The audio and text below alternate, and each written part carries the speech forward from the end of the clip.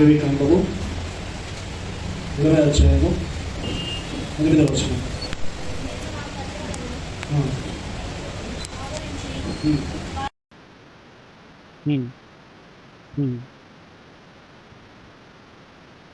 లేవి 20వ అధ్యాయం 8వ వచనం.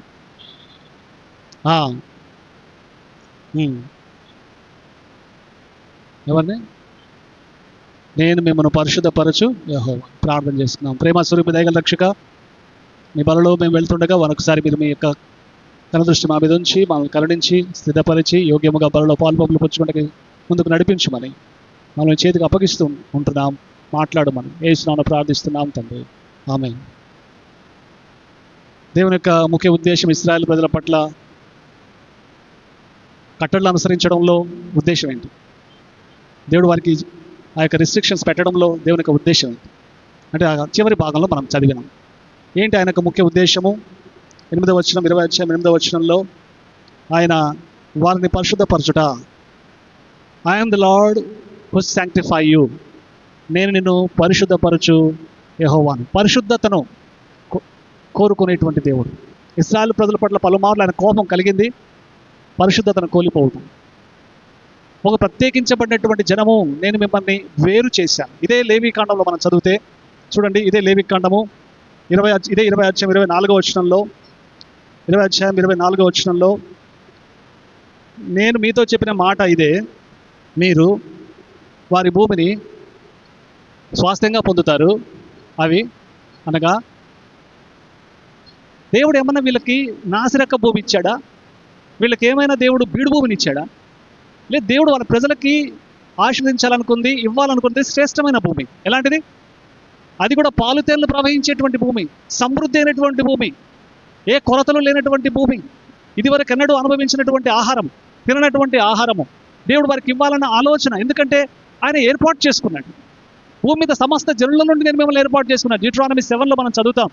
మీరు గొప్ప జనమని కాదు, మీరు సంఖ్యలో అతి తక్కువ ఆయన ఎరిగి కూడా, I know that you are very few in number.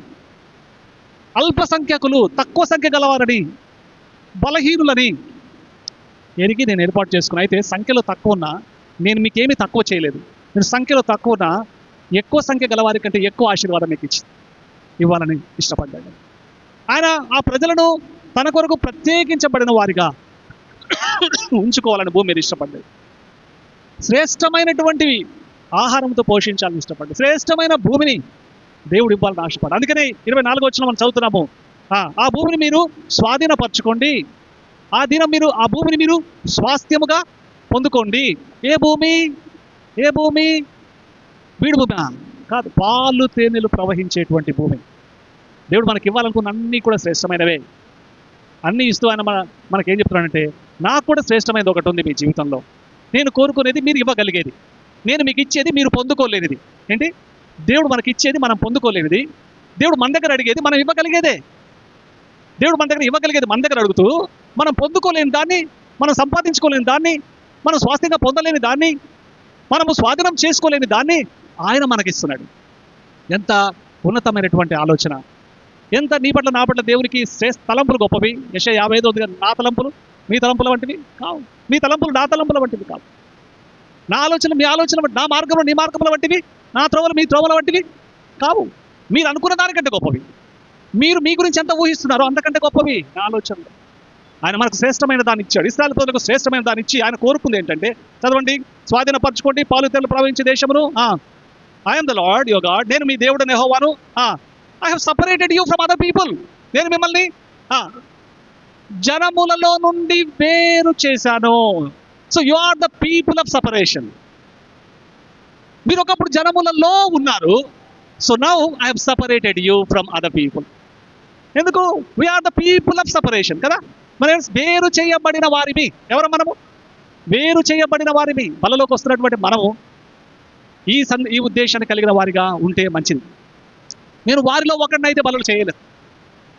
వారి నుంచి వేరు చేయబడిన వారు. లోకములో ఒకరమైతే బలలు చేయలేం. లోకములో నుండి దేవుడు మనల్ని వేరు చేసినాడు. లోకములో నుండి దేవుడు మనల్ని ఏర్పాటు చేసుకున్నాడు. వారి ప్రవర్తన వేరే, మన ప్రవర్తన వేరే. వారి తలంపులు వేరే, మన తలంపులు వేరే. వారి నడక వేరే, మన నడక వేరే. దేవునికి ఆశీర్వాదాలు కావాలని ఆశ ఉంటుంది. దేవునికి దీవెనలకు పాత్రలు కావాలని ఆశ ఉంటుంది, కానీ వేరు చేయబడిన అనుభవం లేకపోతే. సో బలలో చేసే వాళ్ళు ఎవరు? వేరు చేయబడిన వారు. Are you separated? ఈ లోకము, లోక పద్ధతుల నుంచి వేరు చేయబడ్డామా? లోక తలంపుల నుంచి వేరు చేయబడ్డామా? మనం ఆరాధించిన పాపం నుంచి వేరు చేయబడ్డాము. కాబట్టి మనకి కాన్షియస్లో మనం బ్రతకాలి. We are the people separated from others. ఇతరుల నుంచి వేరు చేయబడినటువంటి వారము. వేరు చేశాను, నేను మిమ్మల్ని ఇతరుల నుంచి వేరు చేశాను. చదవండి ఇంకా ముందుకు. జనముల నుండి వేరు, ఇతర జనముల నుండి వేరుపరిచిన దేవుడు యెహోవా నేనే. మనం ఇతరుల జనముల నుంచి వేరు చేయబడిన జనమా? ప్రత్యేకించబడినటువంటి జనమా? వేరు చేసి ఏం చేస్తాడు తెలుసా? దిక్కులేని వాళ్ళని చేయలేం. వేరు చేసి శ్రేష్టమైనటువంటి భూమిని ఇస్తాం. పాలుతేళ్లు ప్రవహించేటువంటి దేశాన్ని ఇస్తాం. నీకు పాలుతేళ్లు ప్రవహించే దేశం కావాలా? వేరు చేయబడాలి. నేను వేరు చేయబడను, పాలుతేళ్లు ప్రవహించే దేశం అంటే వస్తుందా? కాదు. దేవునికి ఆశీర్వాదాలు కావాలా? కానీ వేరు చేయబడం వస్తుందా? బల దగ్గర చేయాలని ఆశ ఉంటుంది, కానీ వేరు చేయబడం ఏవచ్చా? వేరు చేయబడ్డాము. పరిశుద్ధ పరుస్తానంటున్నాడు. పరిశుద్ధ పరచుటకే. చూడండి ఇంకా కింద చదవండి, కింద చదవండి. మీరు ఏమై ఉండవలను? మీరు నాకు పరిశుద్ధులై ఉండవలను. యెహోవా నాకు నేను. దేవుడు కోరుకుని వేరు చేసి ఏమంటాడు తెలుసా? Is demanding an other life. ఇంకొకటి దాని నుంచి కోరుకున్న మన నుంచి కోరుకుంటే పరిశుద్ధత. వాళ్ళు చేసేవాళ్ళు వేరు చేయబడిన వారు, శాంక్టిఫైడ్ పీపుల్, పరిశుద్ధులు, కడగబడిన వారు, యేసు రక్తములో కడగబడినటువంటి వారు. అందుకనే హెబ్రీలకు రాసిన పత్రికలో ఆయన మనల్ని శాంక్టిఫై చేయడం కొరకు, పరిశుద్ధపరచబడడం కొరకు 13వ అధ్యాయము హెబ్రీ 12వ వచనం రాయబడింది. ఆయన నిన్ను నన్ను పరిశుద్ధపరచుటకై గవిని వెలుపల ఆయన శ్రమ పొందెను. ఎందుకు బయట గవిని వెలుపల శ్రమ పొందాడు? To sanctify you, to cleanse you. ఆయన గవిని వెలుపల శ్రమ పడ్డదాని వెనుక ఉద్దేశం ఏంటి? పరిశుద్ధపరచుటకై, కడుగుటకై, శుద్ధీకరించుటకై. అది ఎప్పుడు చేశాడు? వేరు చేసి, పరిశుద్ధపరిచి. అందుకే నేను మిమ్మల్ని పరిశుద్ధపరచడం నా యొక్క ముఖ్య ఉద్దేశము. అందుకని చదవండి మొదటి తెస్సలోనికలు 5వ అధ్యాయం 23వ వచనంలో. మొదటి తెస్సలోనికలు 5వ అధ్యాయము 23వ వచనము. సత్యబంధు వారిని ప్రతిష్ట చేయము. సమాధానకర్తయగు దేవుడే సంపూర్ణంగా పరిశుద్ధపరచుటకు. ఏంటి? ఎందుకు? కొంచెం పరిశుద్ధపరచుటక. సమాధానకర్తయగు దేవుడు మిమ్మల్ని సంపూర్ణముగా పరిశుద్ధపరచుటకు. దేనిని పరిశుద్ధపరుస్తున్నాడు? ఆత్మయు, సి యువర్ సోల్, నీ శరీరం, యువర్ బాడీ అండ్ స్పిరిట్. ప్రభు యొక్క యేసుక్రీస్తు రాకడేందు నిందారహితముగా సంపూర్ణముగాను ఉండునట్లు కాపాడబడును గాక. తెస్సలోని పట్ల అపోస్తలుడైన పౌలు యొక్క బాధ ఏంటి? ఆరాటం ఏంటి? ఆశ ఏంటి? ఆయన రాకడ వరకు మీరు సంపూర్ణులుగాను, పరిశుద్ధులుగాను, కడగబడిన వారిగాను, నిందారహితులుగాను. ఎట్లా? Free of guilt. నిందకు దూరంగా ఉండాలి, నిరపరాధులుగా ఉండాలి. అందుకనే ఆయన నిన్ను పరిశుద్ధపరచుటకై గవిని వెలుపల ఆయన శ్రమపడినాడు, మరణించినాడు. ఆ బల్ల అదే చెప్తుంది. ఆ బల్ల మనతో మాట్లాడుతుంది. ఆయన ఎందుకు నల్లగొట్టబడింది ఆ శరీరము? ఎందుకు రక్తం కార్చాడు? ఎందుకు రక్తం కార్చాడు? ఆయన నిన్ను పరిశుద్ధపరచుటకై. ఆయన యొక్క ఉద్దేశం ఏంటి? నిన్ను నిందారహితుడిగా ఆయన రాకడ వరకు ఉంచాలని. డానియేలు గురించి మనం ఇంకా జ్ఞాపకం చేసుకుంటాం. డానియేలు మొదటి అధ్యాయంలో డానియేలు ఒక మంచి లక్షణం మనం చూస్తాం. 1వ అధ్యాయం 1-2 వచనాల్లోనే మనకు కనబడుతుంది. ఏంటంటే ఆయన మాట్లాడతాడు అక్కడ, తన్ను తాను అపవిత్రపరచుకోవడానికి ఇష్టపడలేదు అని రాయబడింది. ఇక్కడ అన్ని జనులతో కలిసి దేవుని ఆరాధించిన జనులతో బబులోనులో వారి మధ్యన జీవిస్తున్నటువంటి దానియేలుకు వచ్చిన కోరిక ఏంటి చెప్పండి? ఇంకోటి, దానియేలుకి రాజభోజనం పెట్టినారు. ఏం భోజనం? ఒకటి చూడండి, దానియేలు 1వ అధ్యాయము మొదటి 2 వచనాలు చదవండి. దాని 8వ వచనం చదవండి. 8వ వచనం. రాజు భుజించు భోజనమును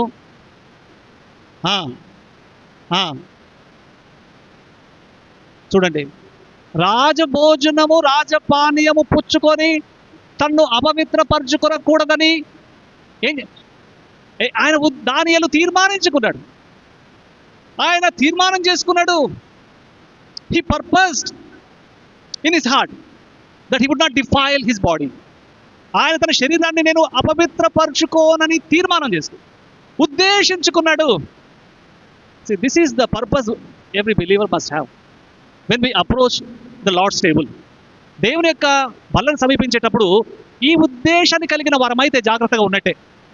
ఈ ఉద్దేశాన్ని కలిగి మనం అనుదినం జీవించినట్టయితే ధైర్యంగా దాంట్లో చెయ్యి పెట్టచ్చు.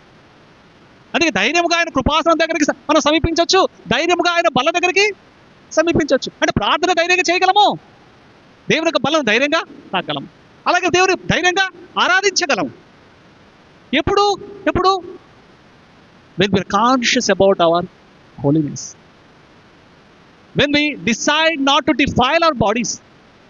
ఎప్పుడైతే మన శరీరాలను అపవిత్రపరచుకోకూడదనేటువంటి తీర్మానంలో మనం ఉంటామో దానియేలులాగా. ఇక్కడ చాలా పారాడాక్సికల్గా ఉంది. ఏంటంటే రాజభోజనం ఎప్పుడన్నా దానియేలుకు దొరికిందా? దానియేలు రాజభోజనం తిన్నాడు.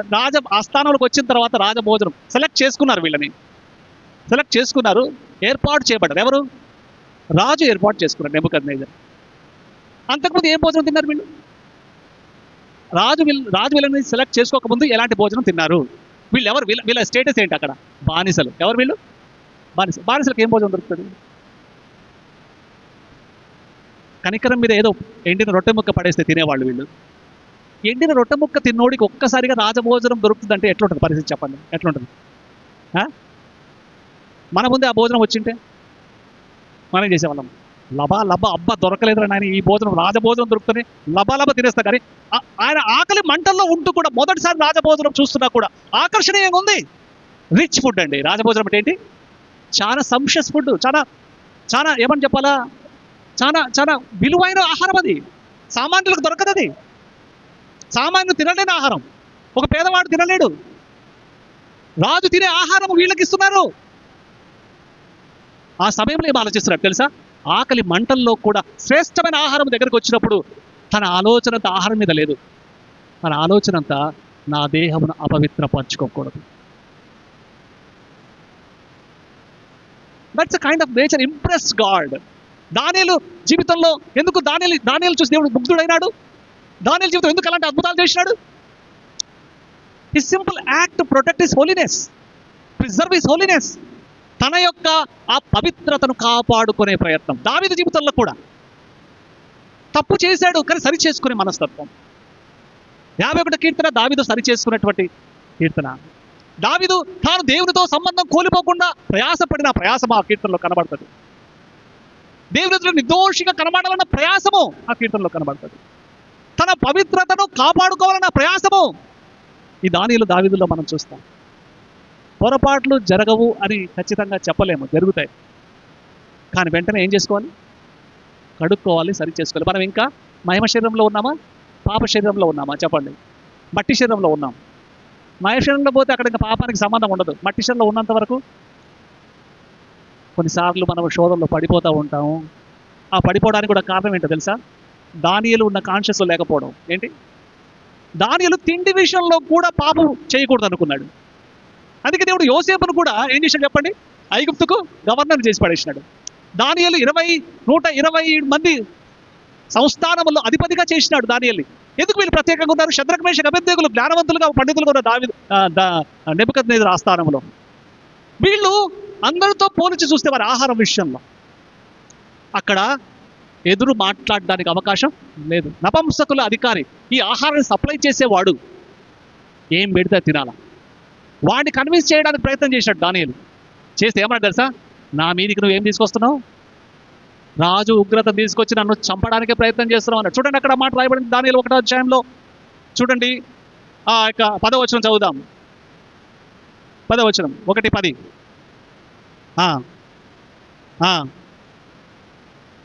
ఏమంటున్నాడు? నపుంసకుల అధికారికి ఏం చెప్తున్నాడు? ఇది ఆహారం పట్టించేవానికి దయచేసి మాకు ఈ రాజభోజనం పెట్టొద్దు, ఈ రాజు ఇచ్చే ద్రాక్షరసం పెట్టొద్దు, కాయగూరలు పెట్టు. ఒక అంటే ఏమంటాడు ఈయన?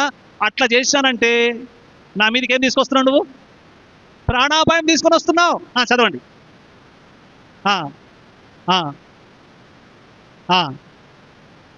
చూడండి, మీ ముఖాలు నేను ఈ రాజభోజనం పెట్టకపోతే కృషించిపోతాయి. మీ ముఖాలు కృషించినట్టు కనబడితే నా పరిస్థితి ఏమవుతుంది తెలుసా? ఏమవుతుందో చెప్తాడు కింద. అట్లయితే మీరు రాజు చేత నాకు ప్రాణాపాయము కలగజేసిన వాళ్ళైతే నీ మొఖాలు పిక్కపోతే.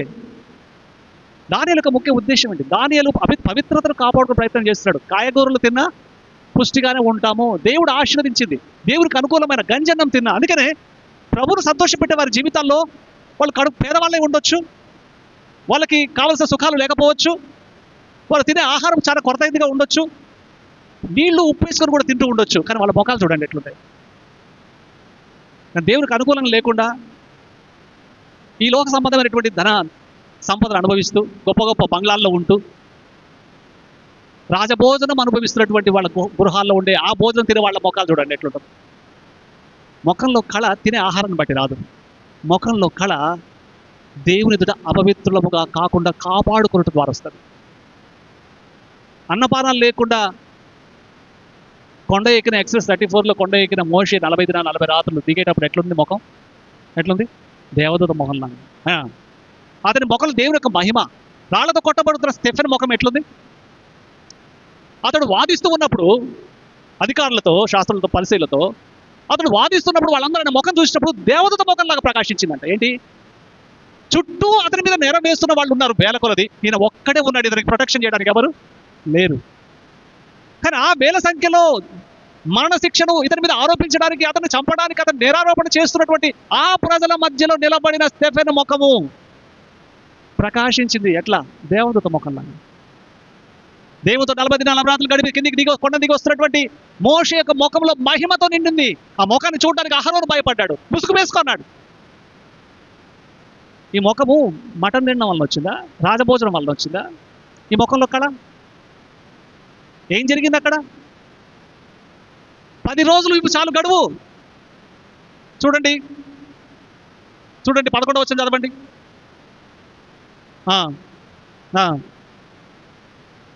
ఈ నలుగురు ఉన్నారు అక్కడ. దానియేలు, అనన్య, మిషాయేలు, అజర్యా, వీళ్ళందరూ ఉన్నారు.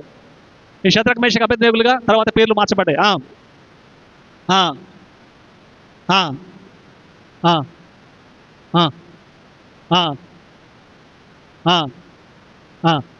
ఎన్ని రోజులు? ఏమి కాన్ఫిడెన్స్ అండి ఇది? అరే అవతల వ్యక్తి చెప్తున్నా కూడా సరేలే ఇంకేం చేస్తాం, తప్పదు కదా, పెట్టులే తినేస్తా అన్నాడా? సరేలే పెట్టేసి తినేస్తాడా? కాంప్రమైజ్ అయినాడా? ఏ విషయంలో కాంప్రమైజ్ కాలే వీళ్ళు నలుగురు?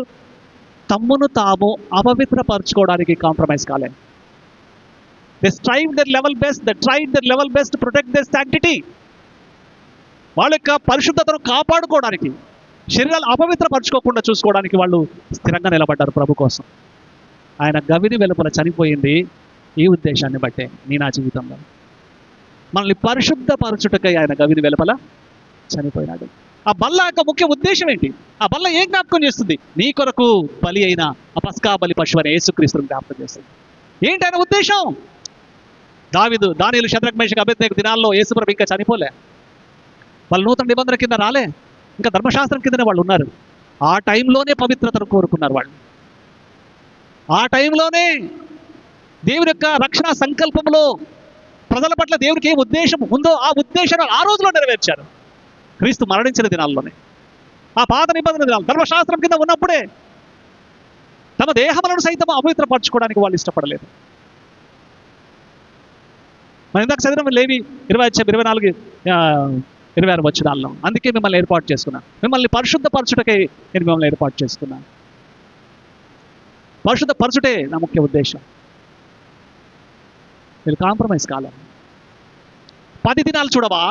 ఒక 10 దినాలే, ఎక్కువద్దు. తేడా కనబడితే నువ్వు చెప్పినట్టే వింటాంలే అంటే వీళ్ళ లోపల ఒక విషయం, ఒక నిశ్చయత ఉంది. ఏంటి తెలుసా? ఆ 10 దినాల్లో మేము పాస్ అవుతాం. ఆ 10 దినాల్లో దేవుడు మా యొక్క పవిత్రతను కాపాడుకోవడానికి రుజువు చేస్తాడు ఖచ్చితంగా.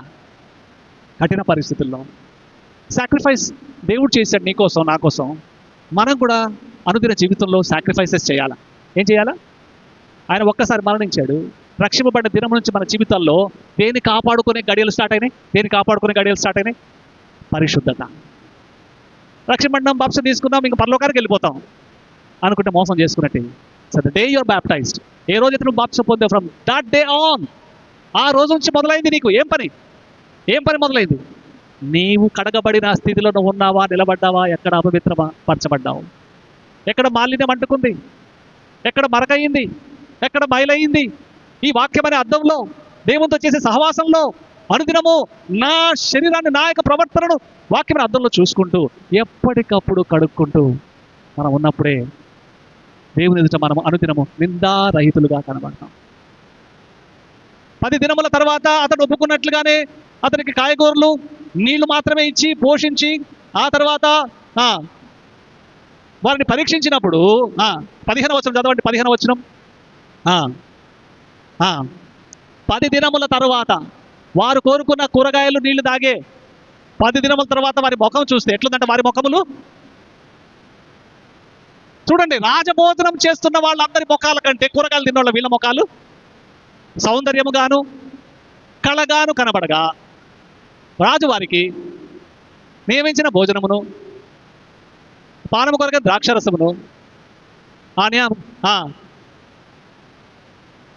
10 రోజుల్లో కన్ఫర్మ్ అయిపోయింది. ఆ నపుంసకుల అధికారికి ప్రూవ్ అయిపోయింది. మిగతా వాళ్ళకంటే వీళ్ళే కళగా సౌందర్యంగా కనబడ్డారంట వీళ్ళ ముఖాలు. సో ముఖానికి కళ వచ్చేది చెప్పండి ఇప్పుడు ఏంటి? పాండ్స్ క్రీమా ముఖానికి కళ ఇచ్చేది? ముఖానికి కళ ఇచ్చేది ఏంటి? ఏ పౌడర్స్ చెప్పండి? పరిశుద్ధత. నిందారహితులుగా దేవుని ఎదుట కనబడడానికి మనం ప్రయత్నం చేస్తే, మొన్న ఒక స్థలానికి వెళ్తే, నిన్న ఒక దగ్గరికి వెళ్తే పెళ్లిలో అడిగినారు, అన్నా ఇప్పుడు మీ వయసు ఎంత ఉంటుందన్నా అంటే, నేను 60 years. 60 years అన్నా మీకు? 60? ఏం బ్రదరంటే మీరు కనబడలేదన్నా? ఏం తింటున్నారన్నా? జీవాహారం. ఏంటది? జీవాహారం. కాన్షియస్లో బతకాలి. ఒక టైం అనేది ఉండకూడదు. దేవునితో సంబంధం ఈ టైంలో చేస్తా, ఈ టైంలో చేస్తా, ఈ టైంలో కొన్ని కండిషన్స్ పెట్టుకోవడం మంచిది. ఇది ప్రార్థనా టైం, ఇది ప్రార్థనా టైం. ఆ ప్రార్థన టైం అయిన తర్వాత ఇది వాక్యధ్యానం టైం. వాక్యధ్యానం అయిన తర్వాత ఇక అయిపోయిందా ఇక దేవునితో సంబంధం? నువ్వు నడిచినప్పుడు, కూర్చున్నప్పుడు, లేచినప్పుడు, పండుకున్నప్పుడు, తిరుగుతున్నప్పుడు, బజార్కి వెళ్ళినప్పుడు, వస్తున్నప్పుడు ఆయన నీతో ఉన్నాడా లేదా అనే కాన్షియస్లో వెళ్ళాలి. అప్పుడు పవిత్రత కాపాడుకోగల. నువ్వు బజార్కి వెళ్తున్నావు, బ్యాగ్ పట్టుకొని నువ్వు మాట్లాడుతూ వెళ్ళొచ్చు ఆయనతో. నువ్వు కూరగాయలు కొంటున్నావు, అప్పుడు మాట్లాడొచ్చు ఆయనతో. కిచెన్లో వంట చేస్తున్నావు, అప్పుడు ఆయన ఉనికి నువ్వు అనుభవించవచ్చు. ఆ డిస్కనెక్షన్ ఎప్పుడైతే వస్తుందో, ఎప్పుడైతే దేవుని మర్చిపోయిన గడియలే మనల్ని అపవిత్రపరిచేది. బైబిల్ చదువుకున్నంత వరకు మంచిదే, ప్రార్థన చేసినంత వరకు మంచిదే. ఆ తర్వాతనే సైతాన్ దూరేది. ఏ తర్వాత? చదువుకొని బయటికి పోయినప్పుడు, ప్రార్థన చేసి లేచి బయటికి పోయినప్పుడు. నువ్వు ఎవరి వాడివి? నువ్వు వేరుపరచబడిన వాడివి. నువ్వు నీ ఎదుట కనిపించే మనుషులందరిలో నుంచి దేవుడు నిన్ను వేరు చేసినాడు. వాళ్ళతో నువ్వు పోల్చుకోవద్దు. నువ్వు వారి నుంచి వేరు చేయబడ్డావు, నువ్వు కడగబడ్డావు, పరిశుద్ధపరచబడ్డావు. తిండి విషయంలో కూడా జాగ్రత్త పడ్డారంటే ఎంత కాన్షియస్లో ఉన్నారు వీళ్ళు చెప్పండి. మన దగ్గరికి వస్తారు, నీ నా స్థితి ఏంటి పరీక్ష చేసుకుని. నువ్వు కడగబడ్డామా, వేరు చేయబడ్డామా? దేవుని యొక్క తలంపు నీలో నెరవేరి దాని ఉద్దేశం నిలవేరితే ఎందుకు నిన్ను వేరు చేశాడు? నిన్ను పరిశుద్ధపరచడానికి, నిన్ను ప్రత్యేకంగా పెట్టుకోవడానికి, నీ ద్వారా ఆయన మహిమ పొందడానికి. దానియేలు జీవితము దానియేలు రాజు ఆరాధించేటట్టు చేసింది. ఏంటి? దానియేలు శద్రక్ మేషక్ జీవితాలు రాజును రాజ్యాన్ని మార్చినాయి. నీ ఆ జీవితం ద్వారా దేవుని తీర్పుకు నువ్వు గురి కావు. దాని ద్వారా దేవుడు నామము నీ ద్వారా, నీ యొక్క కడగబడ్డ జీవితం ద్వారా దేవుని నామం మహిమపరచబడుతుంది. దేవునికి మహిమ తీసుకొచ్చేది నా సింగింగ్ టాలెంట్ కాదు, నా మ్యూజిక్ టాలెంట్ కాదు, నా వాక్యం చెప్పే టాలెంట్ కాదు, నా ప్రార్థన జీవితం కాదు, నా పరిశుద్ధ జీవితం, నా పరిశుద్ధత. అనుదినం మనము మన యొక్క కడగబడిన స్థితిని కలిగి ఉంటూ దేవుని ఎదుట నిందారహితులముగా ఎప్పుడైతే మనం కనబడ్డానికి అనుదినం ప్రయాసపడతామో అప్పుడు దేవుని నామానికి మహిమ వస్తుంది. ఎందుకంటే మన మాట, మన క్రియలు, మన చూపు అన్నీ కూడా సత్యం. సత్క్రియల ఆసక్తి గల జనులుగా దేవుడు నిన్ను నన్ను చేయుటకై అని రాయబడింది. కడగబడిన జీవితంలో దుష్క్రియలు ఉంటాయి, సత్క్రియలు ఉంటాయా? మంచి క్రియలు రావాలంటే ముందు కడగబడిన అనుభవం ఉండాలి. అప్పుడు దేవుని నామానికి మహిమ మన ప్రవర్తన ద్వారా వస్తుంది. ఎలా నడిచాం గత వారం అంతా? వేరు చేయబడిన వారిగా నడిచామా? కడగబడిన వారిగా నడిచామా? పరిశుద్ధముగా జీవించామా? దానిలాగా జీవించామా? లేదా ఎక్కడైనా మనం కాంప్రమైజ్ అయిపోయినామా సిస్టమ్కి? బయట పనిచేసే వాళ్ళకి పెద్ద సవాలు ఇది, ఒక శోధన. పనిచేసే స్థలాల్లో కొన్నిసార్లు అక్కడి పద్ధతులకు కాంప్రమైజ్ అయిపోవాలా, లేకపోతే అక్క ఏమనుకుంటుందో, అన్న ఏమనుకుంటారో అనే భయం ఉంటుంది. ఇక్కడ వీళ్ళు ఎవరినే లెక్క చేయలేదు చెప్పండి, రాజు శాసన. అందుకే దానియేలు తన జీవితంలో అతడు నెబుకద్నెజర్ దర్యావేషునే అందరూ సేవించాలా అనే శాసనం తీసుకొచ్చినప్పుడు శాసనానికి భయపడకుండా ముమ్మారు యెరూషలేము వైపు మేడగదికెళ్ళి కిటికీ తెరిచి ముమ్మారు ప్రార్థన చేశాడు. శాసనంకు ముందు చేశాడు, శాసనం వచ్చిన తర్వాత కూడా చేశాడు. అందుకే దేవుని నామం మహిమపరచబడింది. రేపొద్దున చట్టాలు వస్తాయి. దేవుని ప్రేమించకుండా, దేవునికి అనుకూలంగా నడవకుండా నీలో ఉండేటువంటి ఆ యొక్క సమర్పణను తీసివేసేటువంటి చట్టాలు రేపు ప్రభుత్వం చేస్తుంది. అప్పుడైనా సరే ఇప్పటి నుంచి ప్రాక్టీస్ చేస్తే అప్పుడు నిలబడతాం. వచ్చినప్పుడు చూసుకుందాంలే అనుకుంటే అయిపోతుంది, మన పని నిలబడలేం. కానీ దేవుని యొక్క బల్ల మనం సిద్ధపరుస్తుంది, పరీక్ష చేసుకోవడానికి అవకాశం ఇస్తుంది.